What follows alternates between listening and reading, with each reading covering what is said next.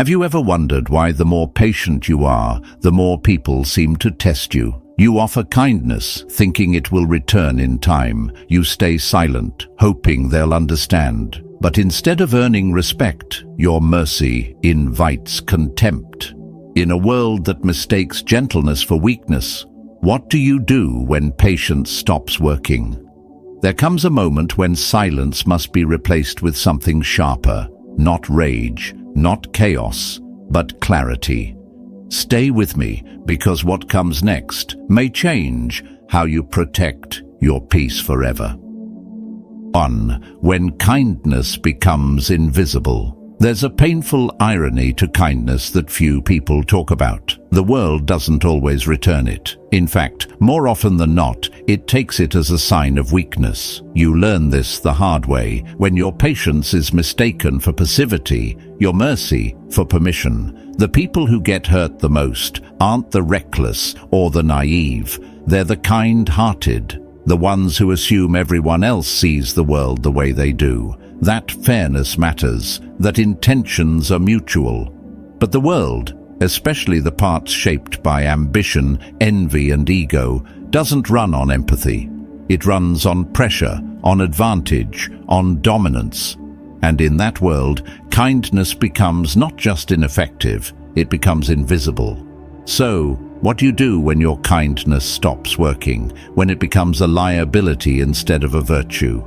You stop trying to explain yourself. You stop expecting people to understand the quiet dignity behind your choices. And, more importantly, you stop offering chances to those who've shown they'll only use your rope to tighten the noose around your peace. What comes next isn't vengeance. It isn't cruelty for cruelty's sake. It's a colder response, measured, deliberate, and precise. A kind of calculated edge that's not born from malice but from necessity. This is what the Stoics called control of your weaponry. Not everyone deserves your gentleness. And when that line is crossed, when disrespect is not only tolerated but expected, then kindness must evolve. It must harden into something less accessible, something that carries weight. Marcus Aurelius once wrote, "Kindness is invincible if it is sincere. But what we need in addition is the ability to choose when it serves and when it endangers." In other words, kindness without discernment isn't noble, it's dangerous. Because if you keep turning the other cheek to someone who only uses the opening to strike again, then at some point you're not practicing compassion, you're enabling their cruelty. So the moment kindness fails, the moment it's met with contempt, you shift, not out of bitterness, but out of self-respect. You move differently, you speak less, you calculate more. And instead of proving your worth, you become the consequence that proves their mistake. The silence that makes them wonder. The absence that makes them explain your presence to others. The boundary they didn't think you were capable of enforcing. And when the moment comes to respond, because not every insult should be ignored, you don't respond with noise or emotion. You respond with a tone so calm, so certain, that it chills the room. Not rage, not revenge, just a decision made quietly and carried out fully. That's the kind of power the Stoics respected, not the one that lashes out, but the one that doesn't need to. Because in human relationships, power doesn't shift through speeches. It shifts when the person they underestimated changes in front of them and does so without warning. The one who always forgave, suddenly distant. The one who always listened, now silent. The one who always gave chances. Unreachable. That transformation doesn't scream, it echoes. And the echo rewires how people treat you from that moment forward. Let them feel the space your absence creates. Let them sit in the discomfort of not knowing where they stand with you anymore, not to punish, but to correct. To realign what they confused for access. Kindness must be earned, and if they don't understand kindness, perhaps they'll understand silence or distance. or the unshakable confidence of someone who no longer needs to be liked in order to walk away. Because in a world that tests your boundaries every single day, there comes a moment where continuing to be kind is no longer virtuous. It's dangerous. And when that day comes, there is only one move left. Practice the law of necessary severity, not as a weapon, but as a warning that this version of you, the quiet, watchful, unbreakable version, only exists because they mistook your kindness for weakness. Let them learn that lesson deeply, and let them never forget it. 2. When mercy weakens authority. Sometimes mercy begins with the best of intentions. You let a small insult pass. You overlook a broken promise. You laugh off a joke that deep down left a bruise. And you tell yourself, be the bigger person, let it go. At first, that feels like strength, like restraint. But there's a moment when restraint starts to send the wrong message. When what you think is maturity, others begin to interpret as submission. Marcus Aurelius reminded us, waste no more time arguing about what a good man should be.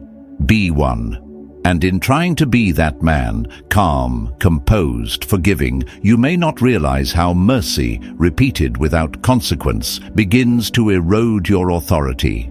Especially in the subtle arena of group dynamics, where respect is measured not in titles, but in tension, in what people say when you're not around, in how they test, observe, and slowly push against the lines you never drew. You see, power, real power, is not something you proclaim. It's something you protect. And every time mercy is extended without boundary, you shift the balance. Once is forgiveness, twice is tolerance, but three times is permission. That's when people stop testing you and start using you, not always maliciously, sometimes unconsciously. They come to believe that your mercy isn't generosity. It's your only move, that you don't act because you can't. This is where the Stoic and the strategist must meet. Mercy without judgment is not virtue, it's vulnerability. It's a philosophy stripped of backbone.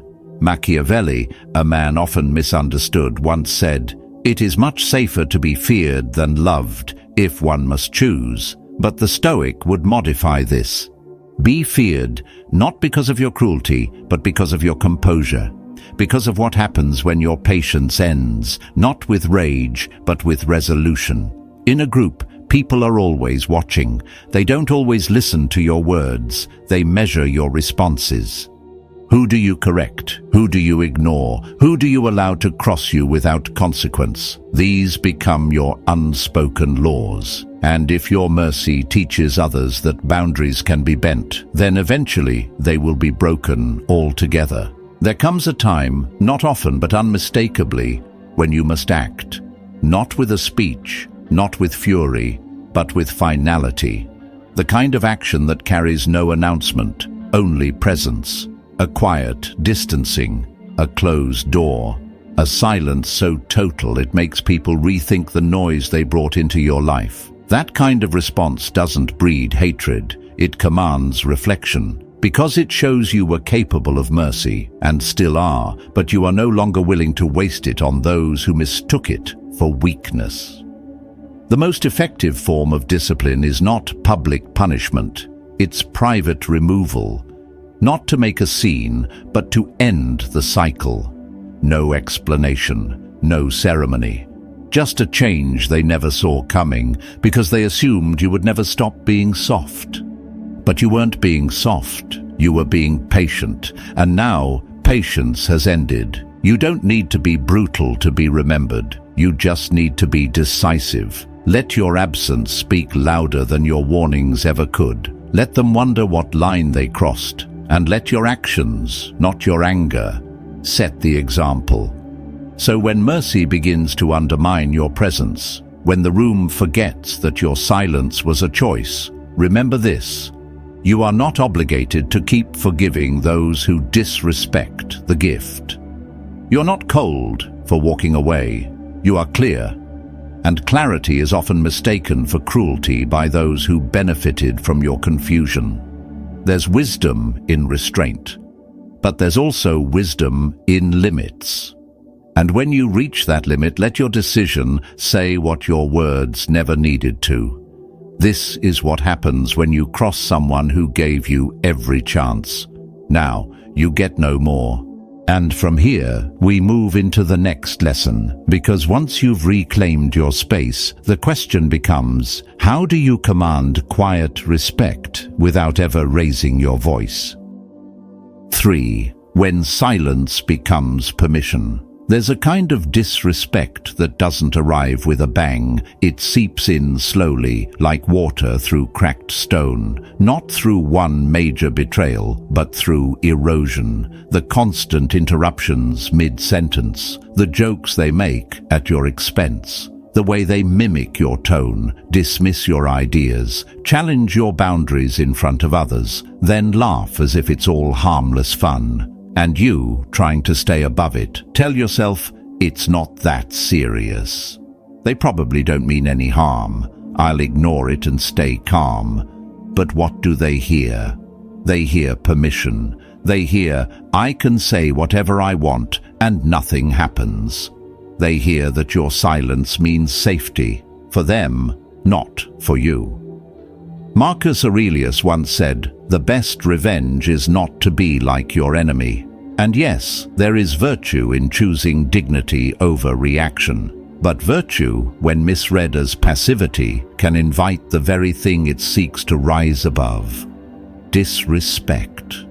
Machiavelli, ever the realist, observed, men judge more by the eye than by the hand, for all can see, but few can touch. Meaning, it doesn't matter how strong you are inside if all people ever see is you tolerating humiliation. The perception becomes the truth. And in human dynamics, perception shapes behavior. Your silence may be noble, but if that silence is received as submission, it becomes the soil where disrespect grows. So what do? You don't explode. You don't plead. You don't give a dramatic speech. Instead, you change the atmosphere. You become cold, not cruel, but unreadable. When they expect laughter, you offer stillness. When they press for reaction, you give restraint. You shorten your words. You hold your gaze longer. You interrupt the comfort they've grown accustomed to, and they begin to notice not what you say, but what you no longer give. That is how real power works. Not with volume, not with threats, but with silence that no longer comforts. With space that once welcomed, now sealed off. With stillness that unsettles more than any anger ever could. Think of it like winter. It doesn't announce itself with fire. It simply arrives. Quiet, cold, final. And those who underestimated the seasons, those who didn't listen when the wind changed, find themselves unprepared. That's how you deal with someone who's made sport of undermining you, not by shouting them down, but by letting them feel the weight of your distance. Because cruelty doesn't always mean aggression. Sometimes cruelty is discipline, it's detachment. It's the moment when they realize your silence no longer hides forgiveness. It enforces consequences. This is the power of Stoic control. You choose not to react, not because you are afraid, but because you've elevated your response into something more strategic. Something they can't decode, can't argue with, can't predict. And in that uncertainty, they feel what they tried to make you feel: powerless. So when silence starts encouraging disrespect, it's time to recalibrate, not by speaking more, but by making every unspoken signal count. Let them talk to their own guilt. Let them wonder when the change began. Let them reflect in the vacuum you leave behind. Because once someone gets too used to crossing your lines without pushback, they forget those lines ever existed. And when you finally redraw them, not in anger, but in absence, they'll realize that what they mistook for silence was grace, and you've chosen not to offer it anymore. From here, we continue forward, because the next lesson is not about retreating into coldness forever. It's about how to restore your inner authority without ever compromising your inner peace.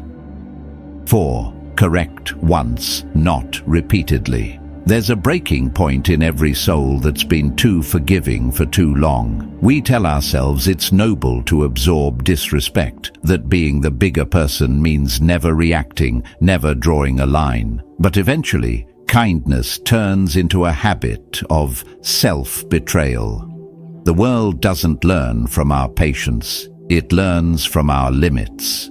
Machiavelli understood this with ruthless clarity. He wrote, "Injuries must be inflicted all at once, not because cruelty is the goal, but because uncertainty, when prolonged, only emboldens the offender.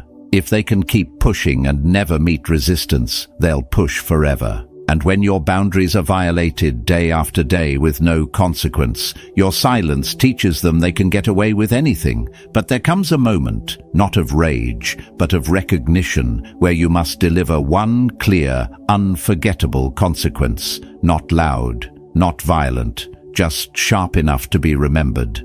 Because people don't change from your explanations, they change from their experience. The experience of losing access to you, the experience of realizing their words had a cost, the experience of discovering you were kind, yes, but not naive. Stoicism isn't about being a doormat. It's about choosing your response wisely. And sometimes wisdom looks like removal, like withdrawing your presence so completely that it burns deeper than any insult ever could. A single act of discipline, not done to hurt, but to prevent future harm, can do more for your dignity than 100 conversations ever will. Consider this. A person mocks you in public. You don't raise your voice. You don't explain why it was wrong. You simply stop speaking to them. You leave their space. You cut off the access. And then you stay silent, not as punishment, but as proof. Proof that you saw what they did, and you've recalibrated your standards accordingly. That loss becomes their lesson, not your anger, not your pain. Their own discomfort teaches them what your patience never could. People learn when something they took for granted disappears, when you stop laughing at their jokes, when you stop responding to their texts, when the warmth in your tone vanishes without a trace. That silence becomes a mirror, showing them the version of themselves that made you walk away. Machiavelli's approach isn't about domination, it's about decisiveness.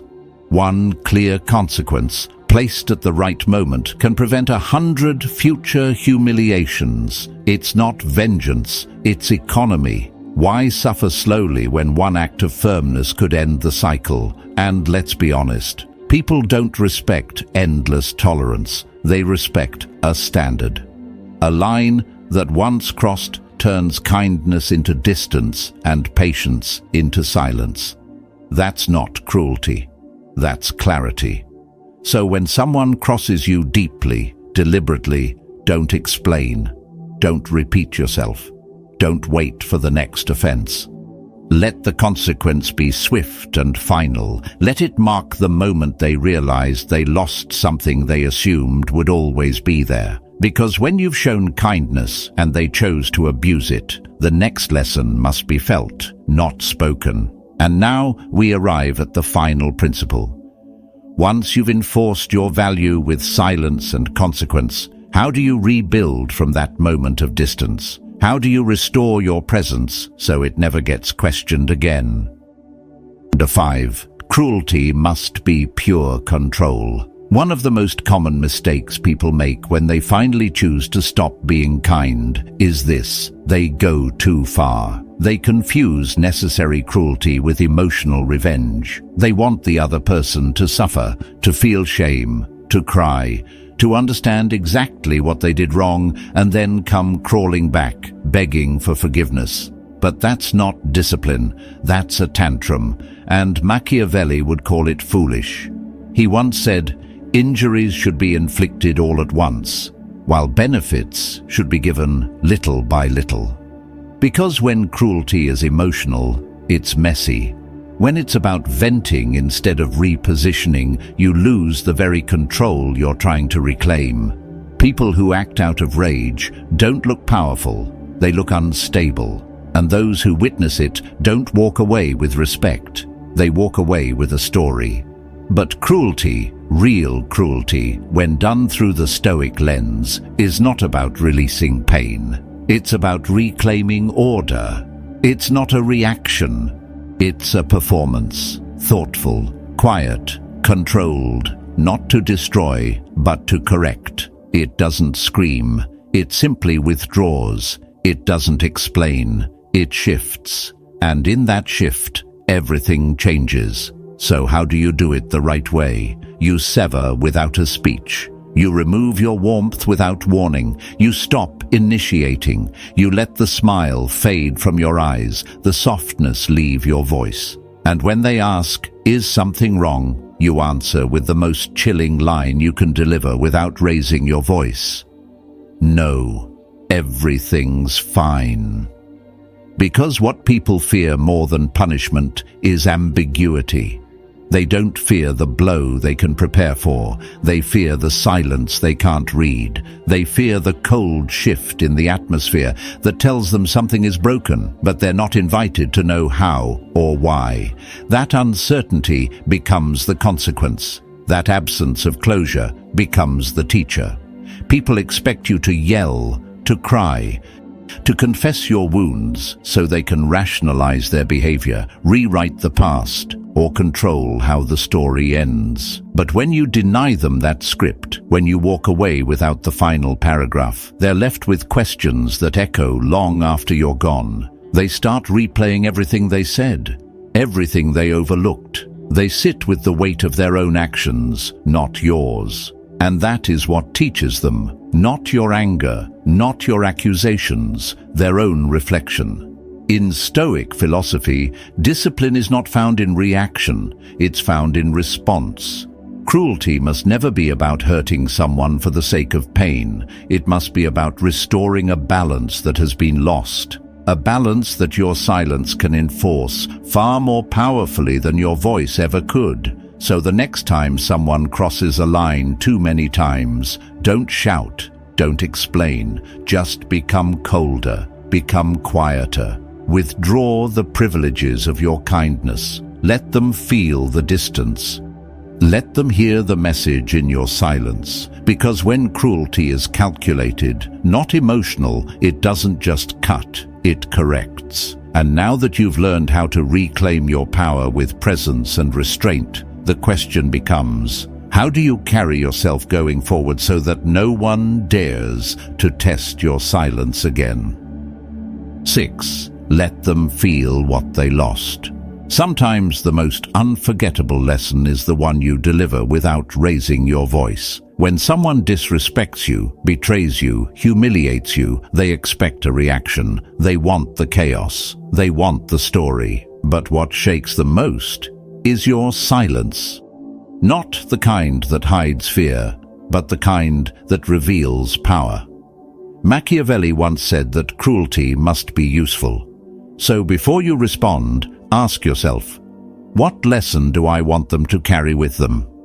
If the insult was public, then your withdrawal must be seen. If the betrayal was emotional, then your absence must be felt. Not just emotionally, but socially and even physically. You don't block them. You don't disappear overnight. That would let them escape the consequence. Instead, you stay in the room, you stay visible, and you go cold. You shift your energy. You let them watch as your attention no longer includes them. You let them feel the drop in warmth, the absence of the spark they used to take for granted. It's not about vengeance, it's about clarity. They used to hold space in your world, and now you've reclaimed it. You don't argue, you don't beg, you simply never make them feel chosen again. That void becomes their punishment, not your anger, not your words, just the contrast between what was and what will never be again. And then there's the fear. What if I look like the villain? What if they tell their version of the story? Machiavelli would say, let them talk. Let them twist the narrative, because the more they explain, the more they reveal that your silence disturbed them. The more they try to flip the script, the more attention they draw to a story you're not even participating in anymore. Your silence becomes the evidence of your strength. Their noise becomes the proof of their guilt. And when someone eventually asks, "Hey, what happened between you two?" you say the most stoic, Machiavellian line of all, "Nothing really, I just moved differently." You don't justify, you don't defend, you don't retaliate. Because when someone wrongs you and you respond with calm removal, not rage, not drama, you don't just protect your reputation, you elevate it. People watch, people notice, and the absence of chaos says everything. There's a difference between revenge and necessary cruelty. Revenge is about how you feel. Cruelty, when done right, is about what they remember. And when delivered with composure, it doesn't provoke more conflict. It inspires caution. Because people begin to wonder, if this is how calmly you punish what happens if someone really pushes you. That's fear. That's respect. Not built through intimidation, but through restraint. And that's the rebirth of power. So don't fear the quiet. Embrace it. Use it. Let the loss echo without making a sound. Let them destroy their own reputation trying to damage yours while you remain still, composed, untouchable. Because the lesson you leave behind isn't just that you're no longer available, it's that you were always stronger than they imagined. Now, having reclaimed your power in silence, the final test is this. Will you remain grounded in peace or be pulled back into the storm you just walked away from? The answer to that is what defines the strength of your philosophy. 7. Stillness is the final blow. What happens after you set a boundary is just as important as the boundary itself. When you've punished someone, when you've gone silent, withdrawn your presence or cut them off, there's a temptation to look back, to wonder if they noticed, to check if they regret, to secretly hope they come back and ask for forgiveness. But if you do that, the punishment was never real. It was theater, and they'll see through it. For cruelty to be effective, not in malice, but in purpose, it must be followed by something rare: stillness, no remorse, no follow-up, no emotional revisits. You don't go back just to see if they're still bleeding. You don't open the door to see if they've learned. You let the silence do the work. As Machiavelli taught, cruelty should not be dragged out or tangled with emotion. It must be sharp, final, and clean. And once delivered, you don't return to the past. You rebuild, but not from the same foundation.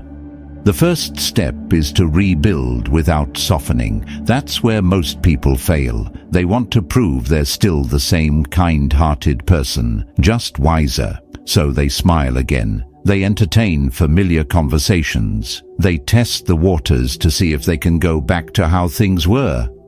But the Stoic and the strategist knows better. If you allow others to believe that you've returned to your former self, they will return to their former disrespect. True transformation means becoming a version of yourself they can no longer predict, less accessible, more discerning. You don't give them your warmth again. You don't answer the questions they never earned the right to ask. You let them sit in the cold, and you let it last. And next, never apologize for holding your standard.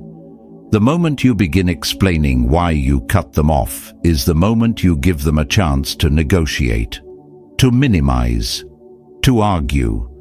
And when someone argues with your boundary, they've already disrespected it.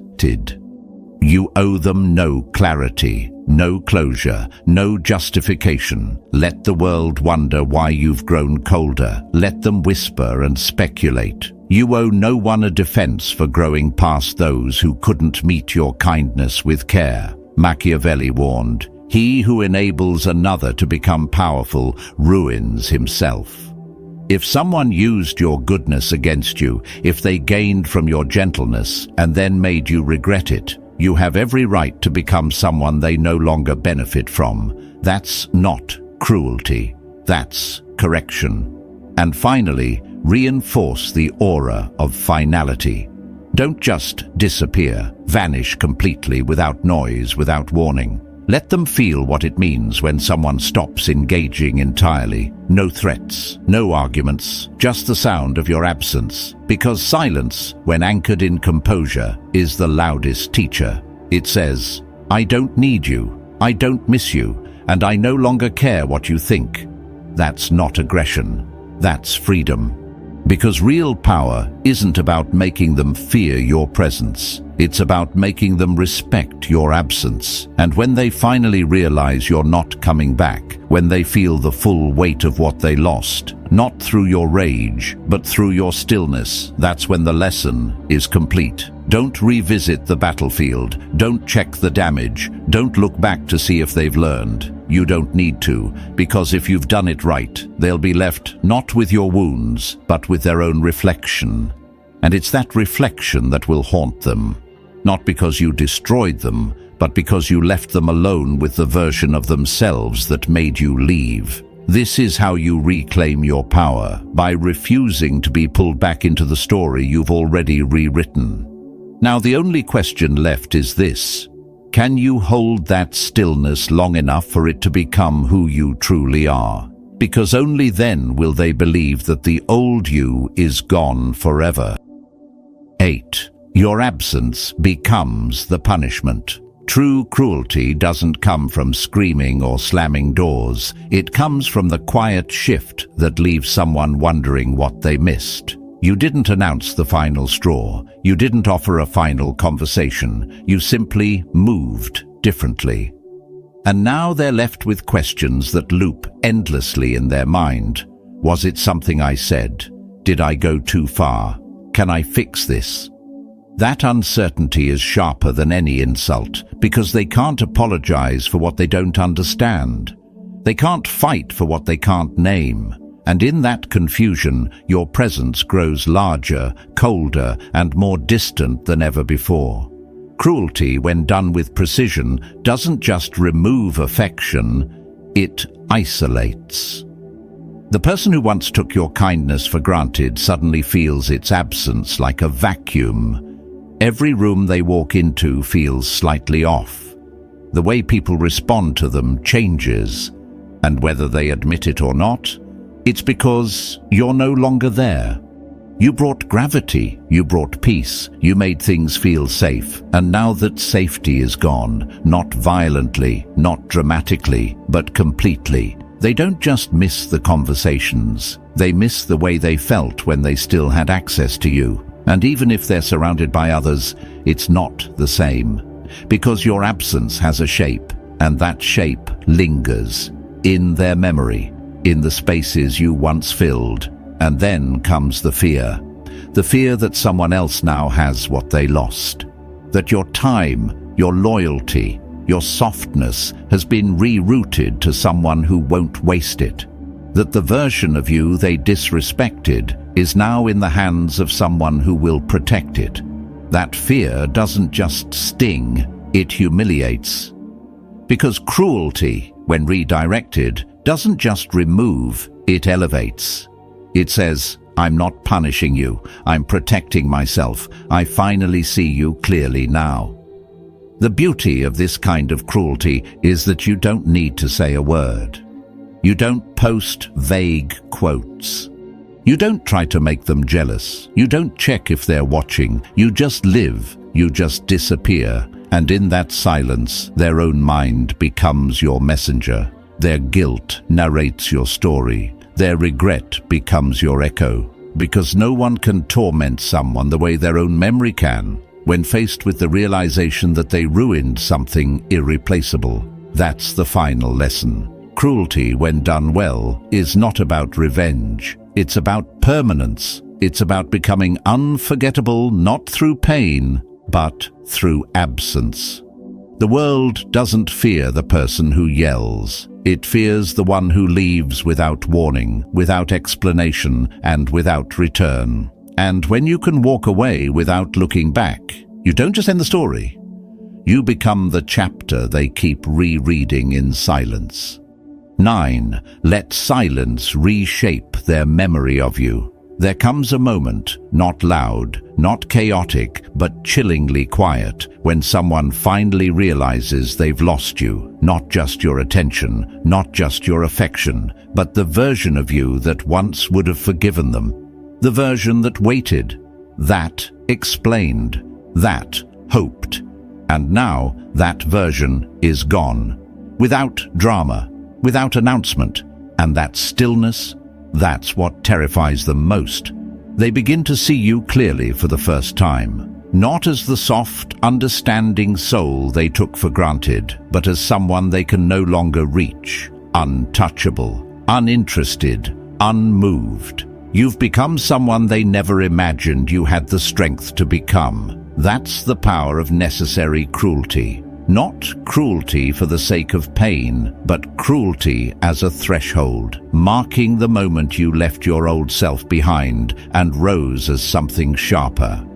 Machiavelli wrote, "It is necessary to be a great pretender and dissembler because he understood something brutal about the world. People respond more to pressure than principle. They obey consequences, not character. And in that world, the one who appears restrained holds more power than the one who reacts. The most powerful illusion is this, that you were only ever capable of kindness until you weren't. They expected tears. You gave them silence. They expected an argument. You gave them indifference. They expected a door left open. You locked it without a sound. And the longer they stand outside, the more they realize they're not just missing access. They're missing the version of you that let them in. What's left is someone they can't predict. Someone they now fear, not for your anger, but for your absence. That transformation is your weapon. Not rage, not revenge, just evolution. And in that evolution, you stop trying to be understood. You stop offering explanations. You stop proving your worth to those who only valued it when it was free, because kindness, when ignored, becomes a warning. And cruelty, when necessary, becomes the answer. Machiavelli didn't say to be cruel, he said to be respected. And sometimes that respect only arrives after you stop bleeding for people who never offered you a bandage. When kindness fails, you don't beg, you don't hope, you don't give second chances. You walk away so completely that they're left wondering if you were ever real or if they just hallucinated your warmth. Let the world whisper that you've changed. Let them wonder what happened, but never explain. Because if they knew what you endured, the disrespect, the exhaustion, the betrayal, they'd understand this truth. Kindness was the final warning. Cruelty was the last lesson. And your silence, that's the proof you survived. And more than that, you evolved. This is how you reclaim your strength. Not by becoming someone else, but by becoming someone they never imagined you could be. When your kindness is no longer understood, when your silence is mistaken for surrender, you don't need to shout to be heard. You simply rise, quietly, firmly, without apology. This is how you stop being the victim of your own patience, by choosing clarity over chaos, stillness over noise, boundaries over endless understanding. You don't need to seek revenge. You only need to stop offering yourself to those who never earned you. And that shift, that quiet transformation, is where real power begins. If this message spoke to something deep within you, take a moment to subscribe. It helps this kind of content reach others who are walking the same path.